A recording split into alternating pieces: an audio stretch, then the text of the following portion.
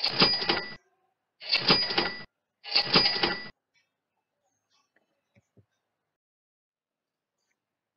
selamat pagi anak-anak. Kita akan belajar tema 2, subtema 1, pembelajaran 1. Oke, kita lanjut.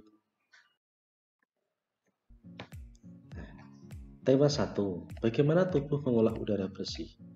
Pencemaran udara sudah menyebar ke seluruh penjuru dunia, yang salah satunya disebabkan oleh perkembangan teknologi. Namun, bukan berarti kita tidak bisa mengembalikan udara bersih seperti dahulu lagi. Kita masih bisa menciptakan dan mengembalikan udara segar yang dibutuhkan untuk kehidupan dan tubuh kita dengan cara tetap melestarikan lingkungan dan menjaganya tetap asri.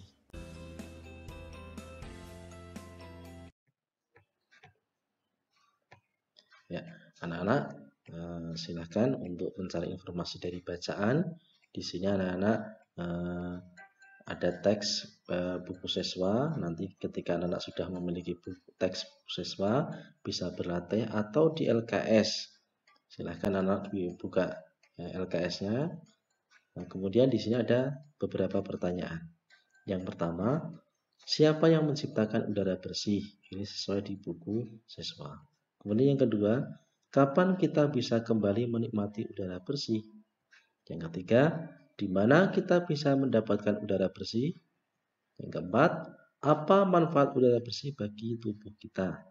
Yang kelima, mengapa di daerah perkotaan kita mengalami kesulitan menikmati udara bersih? Gimana anak-anak? Bisa kan? Bisa. Oke, kita lanjut. Ya. Yang pertama yaitu cara organ pernapasan hewan.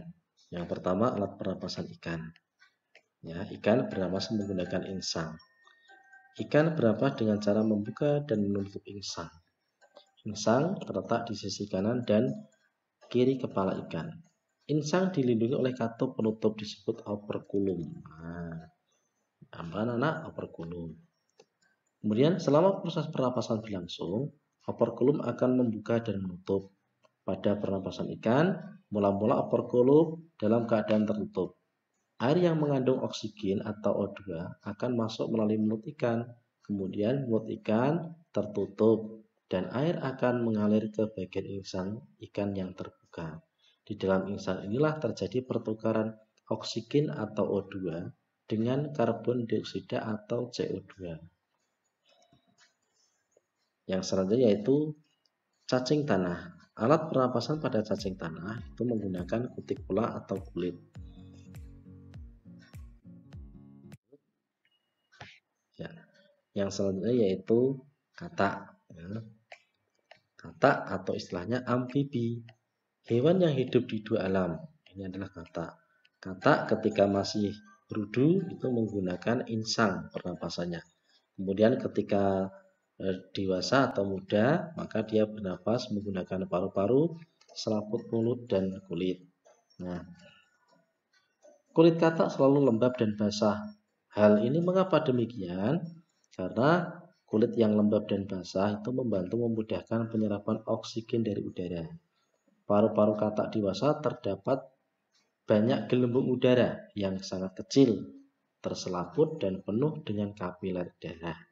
Di dalam gelembung udara, oksigen diserap dan karbon dioksida dikeluarkan. Nah, ini katak ketika bernapas menggunakan kulit atau paru-paru. Kita lanjut, alat pernapasan reptil. Reptil itu contohnya ada ular, kadal, cicak, buaya, kura-kura, komodo, dan masih banyak lagi. Reptil di sini bernapas menggunakan paru-paru. Ya. Kita lanjut, ada burung. Ya. Ada burung atau istilah latinnya yaitu aves, anak-anak. Burung bernapas menggunakan paru-paru dan poli-poli udara. Paru-paru digunakan ketika dia hinggap di pohon. Dia akan menghirup sebanyak mungkin dan ketika terbang dia akan bernapas menggunakan pundi-pundi udara dengan mengepakkan sayapnya. Nah, ketika dia terbang justru dia tidak melakukan pernapasan dengan dia tidak melakukan pernapasan. Kita lanjut. Pundi-pundi udara terbagi menjadi 5 pasang. Yang pertama yaitu pangkal leher, yang kedua dada depan, ketiga dada belakang, keempat perut, dan kelima tulang lengan atas. Fungsi pundi-pundi udara. Nah, ini fungsi pundi-pundi udara yaitu melindungi tubuh dari cuaca dingin, memperkeras suara burung, kemudian membantu berenang pada burung yang suka berenang. Yang keenam, alat pernapasan serangga. Serangga adalah hewan yang bernapas menggunakan trakea. Kemudian ada lubang untuk kalau kita hidung ya, tapi kalau serangga itu lubangnya namanya stigma sebagai tempat keluar masuknya udara. Ini anak-anak. Ya. Kita lanjut. Mencari informasi dari bacaan. Isi tabel di bawah ini bersama temanmu. Contoh ikan. Ikan bernapas menggunakan apa? Sistem pernapasannya bagaimana? Burung bernapas menggunakan apa? Sistem pernapasan bagaimana? Reptil bernapas menggunakan apa? Sistem pernapasan bagaimana? Amfibi bernapas menggunakan sistem pernapasan bagaimana? Kemudian serangga bernapas menggunakan apa? Sistem pernapasan bagaimana? Cacing tanah bernapas menggunakan apa? Sistem pernapasan bagaimana? Mamalia bernapas menggunakan apa? Sistem pernapasan bagaimana? Nah, kemudian bagaimana anak? Bisa kan? Iya, bisa. Oke, kita bahas.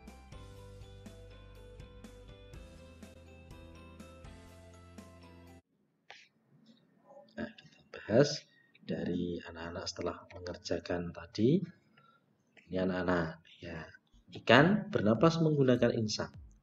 Sistem pernapasannya air atau oksigen mulut insang. Burung bernapas menggunakan paru-paru. Saat terbang menggunakan pundi-pundi udara. Reptil bernapas menggunakan paru-paru.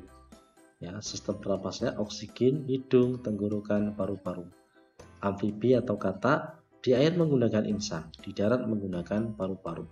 Serangga bernapas menggunakan trakea. Sistemnya oksigen, stigma, trakea, kemudian seluruh tubuh. Cacing tanah bernapas menggunakan kulit basah dan berlendir.